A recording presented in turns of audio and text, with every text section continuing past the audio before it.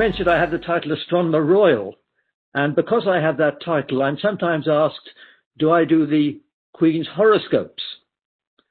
I have to say that she's never asked me, and I have to also say that I'm an astronomer, not an astrologer, and I have no crystal ball. Indeed, scientists are rather poor forecasters. All I'd say is they're not quite as bad as economists. But I have, despite that, written a book quite recently with the rather pretentious title, On the Future, Prospects for Humanity. And I'm going to quote some of the things I discuss in this book, but I should emphasize that my forecast will be very tentative, especially in front of an audience where there are people who certainly have more expertise than me on the various topics I'm going to address. My theme today, and the theme of my book, is that this century is special. The Earth's been around for 45 million centuries, but this is the first when the main threats to the planet come not from nature, but from one species, ours, which has the long-term future in its hands. And even with a cloudy crystal ball, there are some things we can predict. First, the world's going to be more crowded in 2050. So a word about population trends. 50 years ago, the world population was about 3.5 billion. It's now about 7.7 billion, and the growth's been mainly in Asia and Africa. This distorted map, due to Professor Danny Dorling, shows the scale of each country proportional to the growth in population over the last 30 years. And as you can see, it's Africa and East Asia which look big on this. They're the ones where there's been the maximum growth. But the number of births per year worldwide actually peaked a few years ago. It's going down in most countries. But nonetheless, world population is forecast to rise to about 9 billion by 2050. That's partly because most people in the developing world are young, they're yet to have children, life expectancy has grown, and the age histogram in the developing world, and I take West Africa as an example, will change from the way it is now, where the young hugely outnumber the old, to something more like what it is in Europe, where the population per decade of age stays fairly constant all the way up to 80.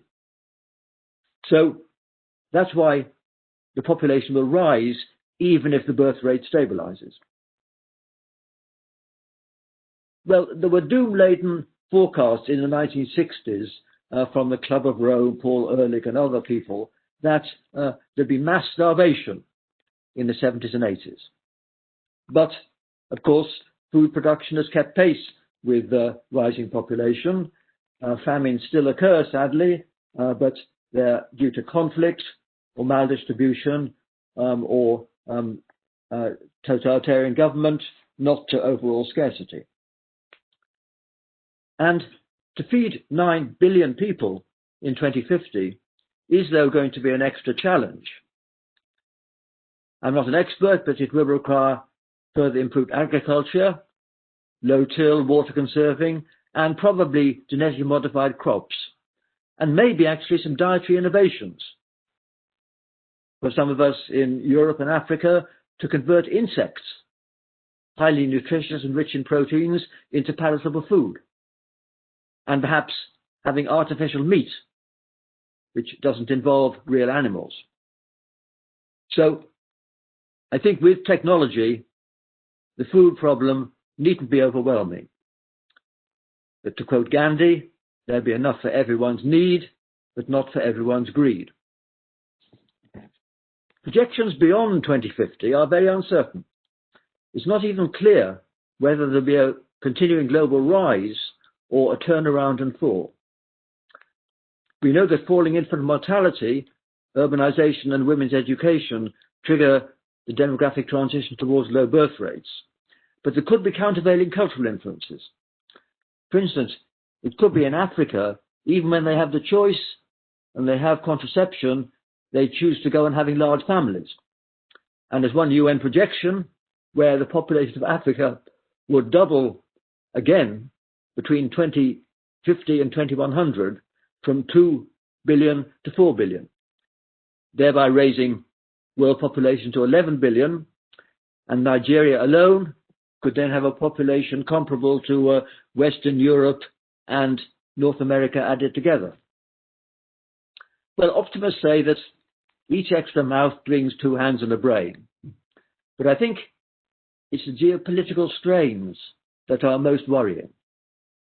Because if you think of Africa, as compared to the fatalism of earlier generations, those there now know via the internet what they're missing. And migration is easier. And it's a portent for disaffection and instability, a multiple mega version of the tragic boat people crossing the Mediterranean today from North Africa. So I think the wealthy nations, and it's especially a responsibility for Europe, should urgently promote growing prosperity in Africa, and not just for altruistic reasons. Well, I could spend a whole lecture on population, but I won't.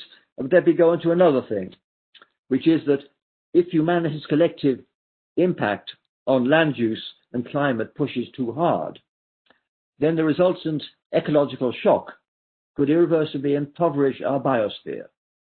Extinction rates are rising. They're destroying the book of life before we've read it. Already, there's more biomass in chickens and turkeys than all the world's wild birds. And the biomass in humans and domestic animals is 20 times that in wild mammals. Biodiversity is crucial to human well-being. But for many environmentalists, preserving the richness of our biosphere has value in its own right, over and above what it means to us humans. To quote the great Harvard ecologist E.O. Wilson, mass extinction is the sin that future generations will least forgive us for. So we've got to have intensive agriculture so we can feed everyone without encroaching too much on natural wild habitats and forests, etc. So the world's getting more crowded, and there's a certain firm prediction, of course, it's going to gradually get warmer. In contrast to population issues, climate change is certainly not under-discussed, though it is still, I think, under-responded to in most countries. Here's the basic reason for worry. This is the famous Keeling curve, which shows the concentration of CO2 in the atmosphere over the last 50 years. And it's risen by about 50%. And incidentally, the little oscillations, the annual oscillations, are because there are more trees in the northern hemisphere than the southern hemisphere. So when it's autumn in the north, leaves fall off the trees, CO2 rises, and it drops again when the new leaves grow in the spring. But the key thing is the long-term trend of rising. And it's been known since the 19th century that CO2 in itself is a greenhouse gas, but of course it's more complicated how it interacts with other constituents of the atmosphere and cloud cover, etc. But again, as I'm sure everyone knows, the IPCC has been doing modelling. This is the fifth report a few years ago, and they've updated it, and the mean global temperature will go on rising, and the rise will be steeper if we continue business as usual, not cutting back on fossil fuels. But I should emphasize that there's still uncertainty, because although we understand what CO2 does, there's an amplifier effect because the warmer climate has more water vapor in it, and cloud cover may change in an unpredictable way. And that uncertainty for the four projections is displayed by the vertical bars on the right of this diagram. So it's uncertain But what we do know is that under business as usual scenarios, we can't rule out later this century really catastrophic warming and tipping points that will trigger long-term trends like the melting of Greenland's ice cap. But even those who agree that there's a significant risk of something really bad a century hence differ in how urgently they advocate action now. And these divergences stem from differences in economics and ethics, in particular in how much obligation we should feel towards future generations, and how steeply we discount future benefits and disbenefits. I think those who have formulated policy in many countries in IPCC feel that we should be prepared to pay an insurance premium now to remove a potential risk from our children and grandchildren at the end of a century. On the other hand, if you apply a standard economic discount rate where you maybe discount future benefits and disbenefits at 3.5% a year, then you don't give any weight to what happens after 2050. And so people who take that view don't prioritize dealing with climate change now compared to more immediate ways of helping the world's poor. And of course, there is a problem that politicians won't prioritize issues where the benefits accrue mainly to distant parts of the world, because it's the northern countries which have to take the biggest steps, whereas the problems are going to be faced more in Africa and similar places. In order for them to care, they've got to realize that the public is behind them and they won't lose votes by supporting the measures needed to cut CO2 emissions.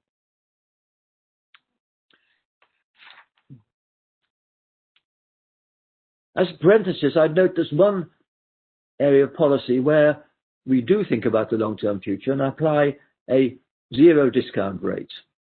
And this is to radioactive waste disposal. When we have proposals to bury the nuclear waste from nuclear power stations, it's required that the leakage should be zero for 10,000 years or 1,000,000 years. And it's somewhat ironic that we do this when many countries can't plan the rest of their energy policy even 30 years ahead. Well, what is going to be the way in which we can cut CO2 emissions without damaging the economy? I think there is one win-win roadmap to a low-carbon economy, and that's really that nations should accelerate research and development into all forms of clean energy generation and into other technologies where we need parallel progress, especially storage, batteries, compressed air, pumped storage, etc., and smart grids. And the faster these clean energies advance, the sooner will their prices fall, so they become affordable. And of course, if they become cheaper than coal-fired power stations, then all countries will leapfrog directly to them. And that's the best thing for all of us. And what are the most promising ones? Well, there are some niche markets. I mean, in England, we have a very high range of tides. So tidal energy is a possible source, and there's geothermal in some places. But it's clear that wind and sun are the two major sources of renewables. And in England here, we don't have very much sun, so wind is probably more feasible than sun, although perhaps with a smart grid, one can get solar energy from Southern Europe or North Africa to help us out. But I guess in India, solar energy, especially when you need power for air conditioning, is the most obvious choice, but I'm not an expert on this. But the main point is that if technology advances so that it becomes as cheap as coal-fired power stations, then there'll be a willingness without any cost or sacrifice to move directly to clean energy. And it needs storage, as I said, with batteries or maybe hydrogen. And another controversial issue is nuclear energy. as you know, some people are firmly anti-nuclear. I tend to feel that we ought to also encourage R&D into a variety of fourth generation concepts, which should prove more flexible in size and also probably safer. And there are many ones, and I know in India thorium reactors are being discussed, and I think if they can be safe and perhaps small modular reactors which can be manufactured in a factory and taken to different places, then I think we should not rule out nuclear fission. And of course, in the long run, we may have fusion, and so it's good that there's worldwide R&D on that going on. And I think it will be good for all of our countries, and I know there has been a proposal, something called Mission Innovation, to double publicly funded expenditure on clean energy, because it will be not only good for the world, but it will be hard to think of a more inspiring challenge for young engineers and scientists than devising clean and economical energy for the entire world. It's a real challenge, which is humanitarian as well as challenging. And it's really an engineering challenge. And incidentally, in this context, I should say that in my talk, I'm sometimes going to talk about science when I should include engineering. And I should put in some preemptive modesty, because armchair scientists like me can't help very much. We need engineers. And my engineering friends like a cartoon which showed two beavers looking up at a giant hydroelectric dam. One beaver says to the other, "I didn't actually build it, but it's based on my idea." And that really illustrates the balance between the role of the scientists who may have a basic idea and the engineers who make something which works and which meets a public need. Incidentally, as a parenthesis, some people who are pessimistic about the world meeting its targets to cut CO2 feel that we may have to take more drastic steps and reduce the amount of sunlight reaching the Earth by putting aerosols in the upper atmosphere or directly extracting carbon dioxide from the atmosphere to, as it were, undo the geoengineering we've unwittingly done by burning fossil fuels. These are worth study, but I think for various reasons I don't have time to go into, that they're risky and they're sort of second best. So I think we should hope we never have to seriously address these. But if there was runaway climate change that hadn't been coped with, then there may be a need to consider so-called geoengineering. We should be evangelists for new technologies. I've mentioned those that are important for energy production, but I think we need them also to grow food more intensively in order to cope with an expanding and more demanding population.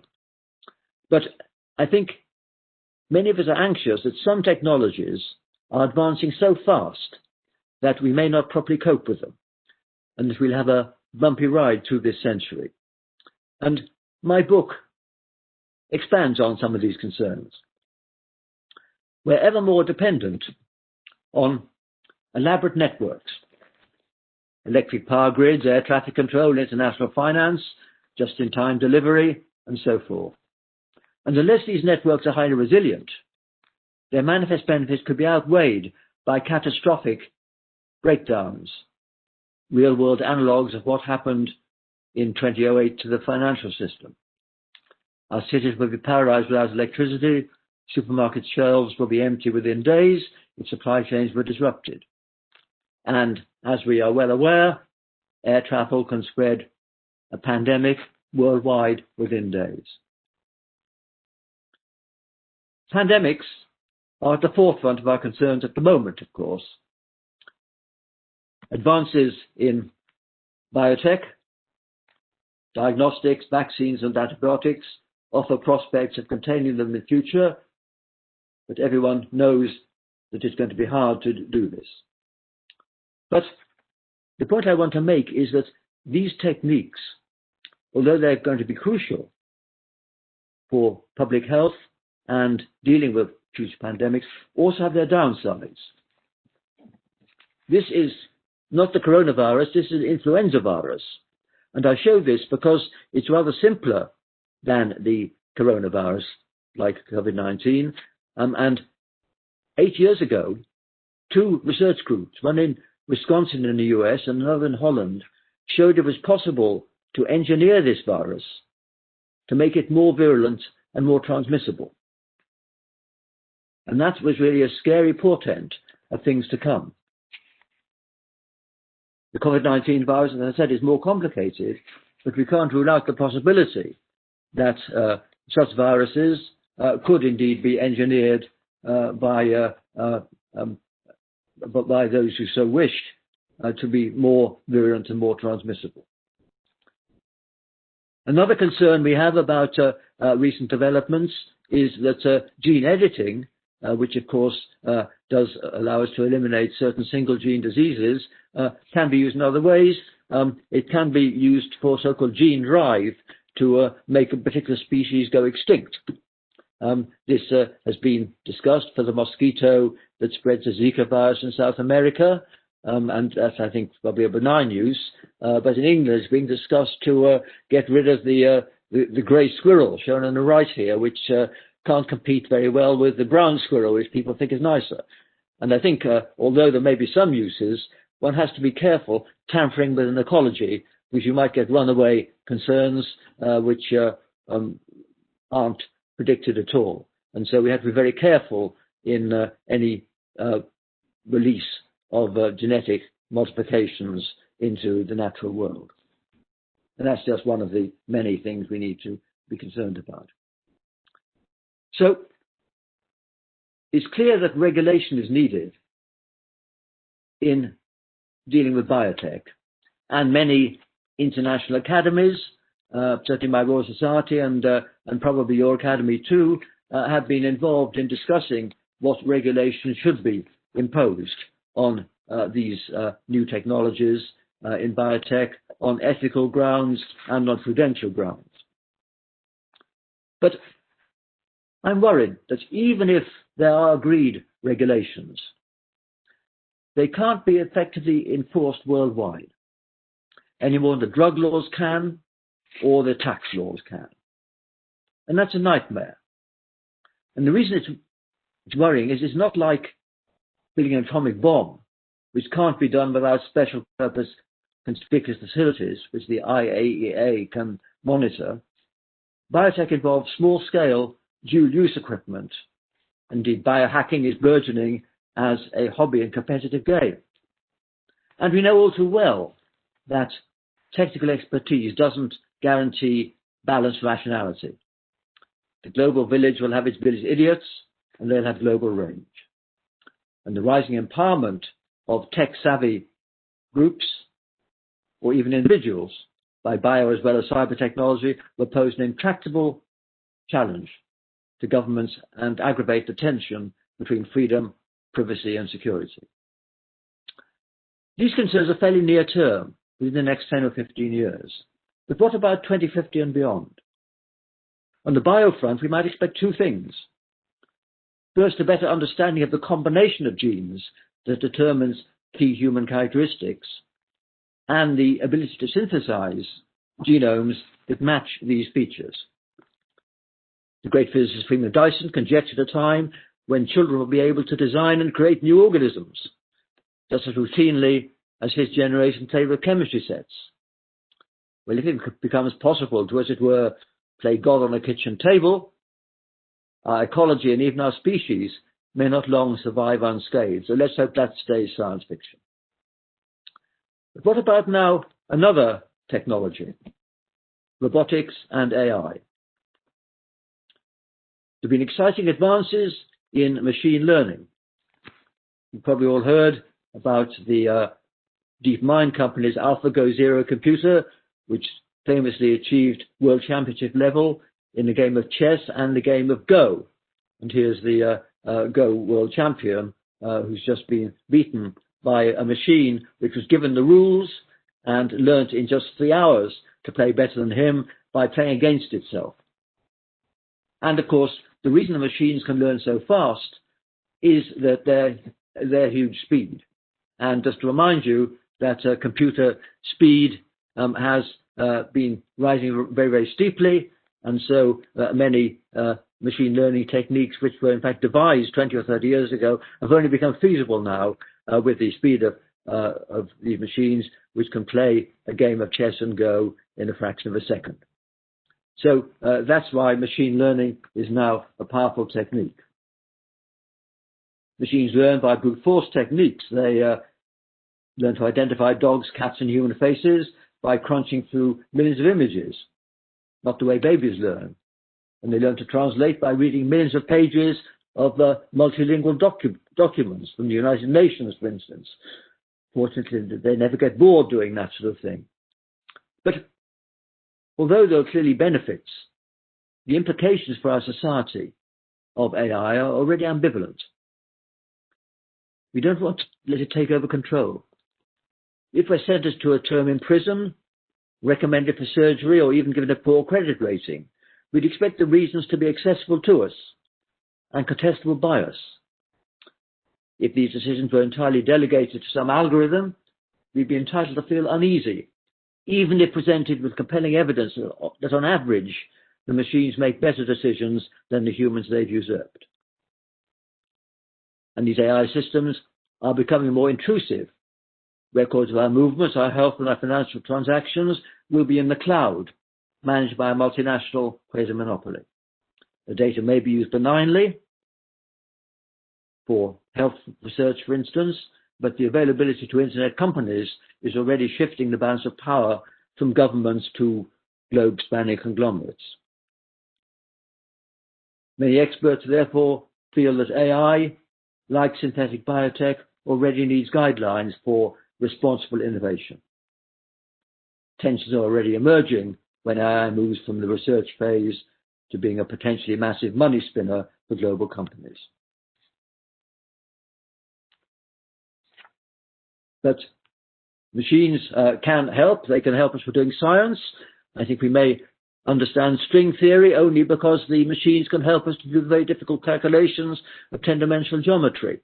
And protein folding can be done better by a machine than any human. And of course, they can cope with very complicated networks like traffic and computer grids. And the Chinese, if they wanted, have the data to have a planned economy of a kind that Marx could only dream of. So there are many effects in which AI, working with fast computers, can have a very great effect. Let's now look further ahead.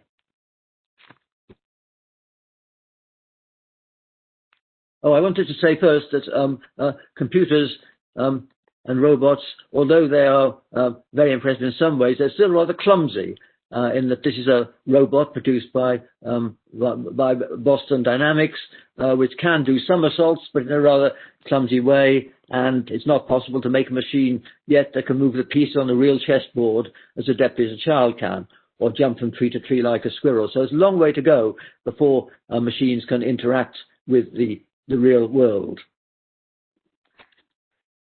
But let's now look a bit further ahead. As I said, they can cope with fast-changing networks, but what if a machine developed a mind of its own?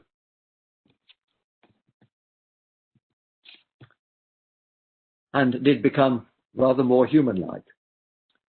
This is venturing, I fear, towards science fiction, but there have been people who've talked about the second half of the century and beyond, where, as it were, AI gets out of its box, infiltrates the Internet of Things, and pursues goals misaligned with human interests. Some AI pundits take this seriously, and they think the field already needs guidelines, just like biotech. But others, like Rodney Brooks at Harvard, the inventor of the Baxter robot, he regards these concerns as premature. He thinks it will be a long time before artificial intelligence need worry us more than real stupidity. But be it as it may, it's likely that society will be transformed by autonomous robots, even though the jury's out on whether they will be really intelligent or just idiot savants. Here's the futurologist Ray Kurzweil, who now works for Google. And he argues that once machines have surpassed human capabilities, they could themselves design and assemble a generation of even more powerful ones. This is what he calls the intelligence explosion or the singularity. He wrote a book called The Age of Spiritual Machines, where he predicted that humans would transcend biology by merging with computers. In old-style spiritualist parlance, they'd go over to the other side. But suppose that happened. We then confront the classic philosophical problem of personal identity. Could your brain be downloaded into a machine? In what sense would it still be you? Should you be relaxed then about your individual body being destroyed? What would happen if several clones were made of you? These are ancient conundrums for philosophers, but they may become practical ethics by the end of this century. Kurzweil, incidentally, is worried that his nirvana may not happen in his lifetime. He's in his 60s. So he wants his body frozen in liquid nitrogen when he dies. And there's a company that will do this and store your body in Arizona so that when immortality is on offer, you can be resurrected or your brain downloaded. So he's going to do this. And I was surprised to find, incidentally, that 3 academics in England, had gone in for cryonics. 2 paid the full whack, and the 3rd took the cut price option of just paying to have his head frozen when he dies. I'm glad to say they were all from Oxford and not from my university, because I told them I'd rather end my days in an English churchyard rather than in an American refrigerator. But of course, more seriously, research on aging is being prioritized. We want to know, will the benefits be incremental, or is aging a disease that can be cured? Dramatic life extension, if it ever happened, would plainly be a real wild card with huge social ramifications. But it may happen along with human enhancement in other forms. And indeed, it's at least on the cards that human beings, their mentality and their physique, may become malleable through the deployment of genetic modification and cyborg technologies. Moreover, this future evolution, what I call secular intelligent design, would take only centuries, in contrast to the thousands of centuries for Darwinian evolution. And this is a game changer. When we admire literature and artifacts that have survived from antiquity, we feel an affinity across a time gulf of thousands of years with these ancient artists and their civilizations. But we can have zero confidence that the dominant intelligence a few centuries from now will have any emotional resonance with us humans, even though they may have an algorithmic understanding of what we believe.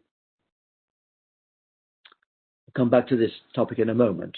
But let me now turn to my favorite technology, space. Because it's beyond the Earth, in environments hostile to humans, that cyborg and AI technologies have the most spectacular scope, and where the changes I've discussed may happen fastest and should worry us less. During this century, the whole solar system will be explored by swarms of miniaturized probes, far more advanced than the wonderful Cassini probe, designed in the 1990s, which spent 13 years exploring Saturn and its moons, or the robot that the European Space Agency launched to land on a comet here, or the NASA probe which transmitted back pictures from Pluto, about 13,000 times further away than the moon. All the machines that did this were designed in the 1990s. It took several years to build, 10 years on their journey. If you think back to the computers and mobile phones of the 1990s and how much we've changed, you realize how much better we could do now with miniaturized probes exploring all the solar system. And I think we can also expect to have robotic fabricators to build big structures under zero gravity. But what about man's spaceflight? In my view, the practical case for this gets ever weaker as robots advance. So will it have a resurgence? The high point was, of course, more than 50 years ago. This was the Apollo moon landing, and I treasure this picture signed for me a few years ago by 7 of the Apollo astronauts who walked on the moon. And of course, as we all know, this was a great achievement, and it was fueled because the Americans devoted huge resources to it, 4% of their federal budget, because they wanted to beat the Russians. But of course, if they'd maintained that expenditure, there'd have been footprints on Mars long before today. But of course, once they'd won the race, they cut back, and NASA now gets about 0.6% of the American federal budget. And no humans have since then been further than low Earth orbit, mainly in the International Space Station. And this is not very glamorous. The space station only makes the news when something goes wrong, when the toilet doesn't work, or when the Canadian astronaut Chris Hadfield played his guitar and sang David Bowie songs, etc. It's not very glamorous, and certainly not enough to justify its the 12-figure sum that's been spent on the International Space Station and servicing it. So, what about the role of humans? Will there be any inspirational Apollo-style projects? It's true that a probe like this is a Curiosity probe on Mars, and there are other probes on their way. They may miss something which a human geologist would detect, but robots are getting better, and they will perhaps be able to do that sort of thing as well as a human being. And were I an American, I would actually not support their manned program, because it is very expensive. And maybe the Chinese will want to do a spectacular, and if they want to do something to assert their primacy, they shouldn't just do what the Americans did 50 years ago, they'd have to go to Mars. But leaving that aside, I think the future of all manned spaceflight should not be done by national governments. It should be left to private sponsorship. I say this because a government has to be very safety conscious in launching civilians into space. And the shuttle was launched by the Americans 135 times. It failed twice, less than 2% failure, but each of those failures was thought traumatic.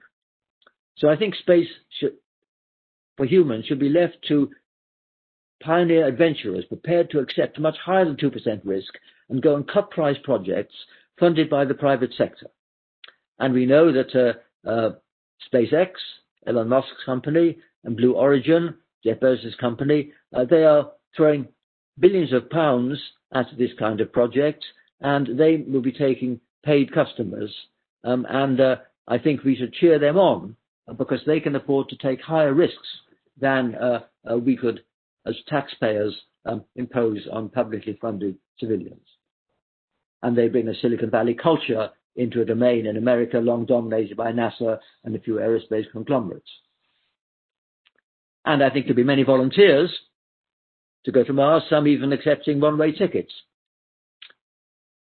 But the phrase space tourism should be avoided, because that lulls people into thinking that these ventures are routine and low risk. And if that's the perception, the inevitable accidents will be as traumatic as those of the space shuttle were. They must be sold as dangerous sports for intrepid adventurers.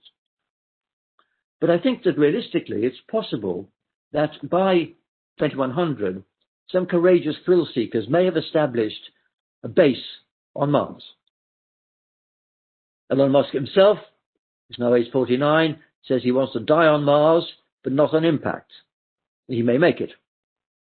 But don't ever expect mass emigration. Nowhere in our solar system is as clement as the Antarctic or the top of Everest or the seabed. Here I disagree with Musk and my late colleague Stephen Hawking. I think it's a dangerous delusion to think that space offers an escape from the Earth's problems. Dealing with climate change on Earth is a doddle compared to terraforming Mars. There's no planet B for ordinary risk-averse people. Nonetheless, I think we should cheer on any intrepid adventurers who do try to live on Mars, just as we would have admired the great adventurers of the 15th and 16th century who explored the southern hemisphere. This is why we should admire them. They'll be ill-adapted to their new habitat, so they'll have a more compelling incentive than those of us on Earth to redesign themselves. And they will harness the super powerful genetic and cyborg technologies that will be developed in coming decades. These techniques will, we hope, be restrained here on Earth, as I mentioned, on prudential and ethical grounds. But these settlers on Mars will be beyond the clutches of the regulators, and we should wish them good luck in modifying their progeny to adapt to alien environments. So it's these spacefaring adventurers who will spearhead a possible post-human era. Maybe they will eventually download themselves into something that's electronic rather than flesh and blood. And that will be an epochal transition, because they then wouldn't need an atmosphere. They might prefer zero-G. They wouldn't need a stellar planet. If they're near immortal, they wouldn't be daunted by an interstellar voyage lasting millennia. And this is how we might imagine the far future of humanity. And there's plenty of time in the future for them to go a very long way in the galaxy. But of course, this brings up the question which astronomers are always asked: is there life out there already? The answer is we just don't know, but there's a real chance we will learn something. We know already that on the red planet there may be some evidence for the life found in the next 10 or 20 years, but we're not very pessimistic. Some people think that we should perhaps look here. This is a moon of Saturn called Enceladus, which has an icy surface and it has oceans underneath it. It could be something swimming there. We don't know. It's worth a search, and robotic probes will be going there to check. But the search for extraterrestrial life got a huge boost 20 years ago when we were able to think of possibilities of life far beyond our solar system, in the realm of the stars. And this is really one of the most exciting developments in the whole of science in the last 20 years. So just a few minutes about it. We've learnt that most stars in the sky are orbited by retinues of planets, just like the sun is. But the evidence is mainly indirect.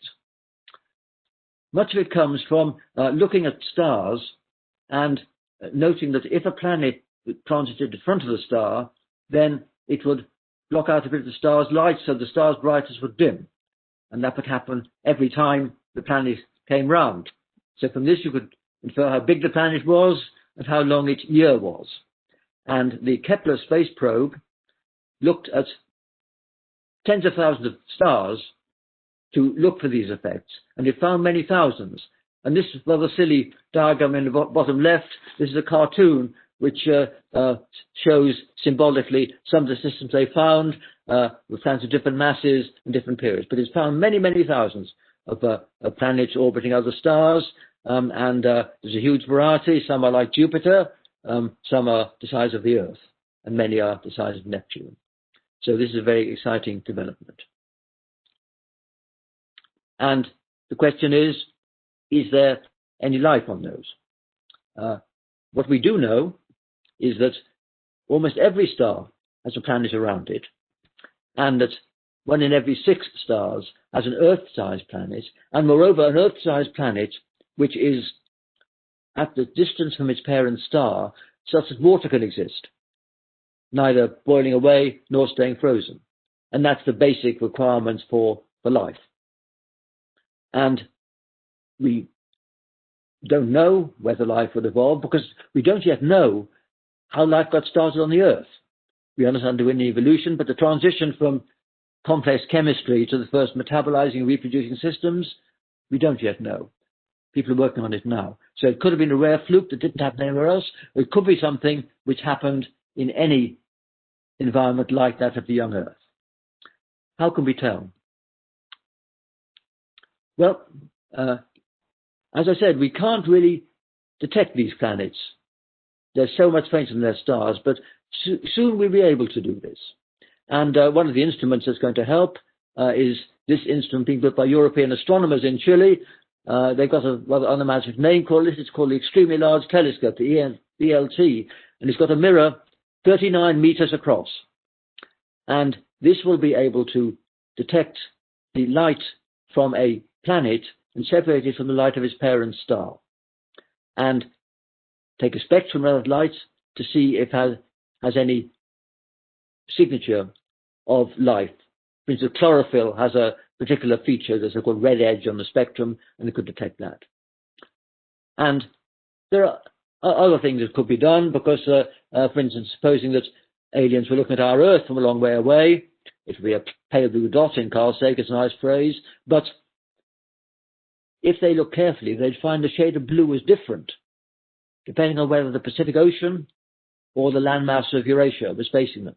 So they could infer the length of the day, that there were oceans and continents. We'd be able, if not in 10 years, in 20 or 30 years, to do studies like that of other Earth-like planets to see if there's any evidence for biospheres. Now, even if there are biospheres, whether there's intelligent life is a separate question, and that's a topic for another talk, which I won't go into. So let me just finish off by zooming back closer to the present, here and now.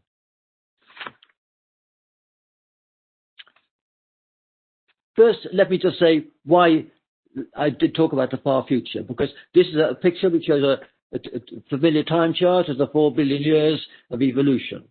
But the point is, we should not think of us as a culmination. We're not the top of the tree, because the sun is only halfway through its life. It's got 6 billion years more to go. And the expanding universe may go on forever. As Woody Allen said, eternity is very long, especially towards the end. So there's plenty of time for other life to evolve, or for post-humans to change into entities as different from us as we are from slime mold. So we are just a particular stage in evolution, but a particular critical stage. But in finishing, let me focus back on the Earth and say that even in this perspective, which I've just given you, stretching billions of years into the past and billions of years into the future, this century is special. It is the first when our species has the empowerment to determine the long-term future. And that is something which is important for all of us to realize. Even in this concertina timeline, this century is crucial. We could inaugurate billions of years of post-human evolution. On the other hand, we could trigger bio, cyber, and environmental catastrophes that foreclose all such potentialities. Spaceship Earth is hurtling through the void. Its passengers are anxious and fractious. There's not enough planning, not enough long-term thinking, and not enough realization that we need more but better directed technology. Our Earth, this pale blue dot in the cosmos, is a special place. It could be a unique place. We're its stewards at a especially crucial era. That's an important message for all of us, whether we are astronomers or not. So let me finish with that thought. Thank you very much for listening.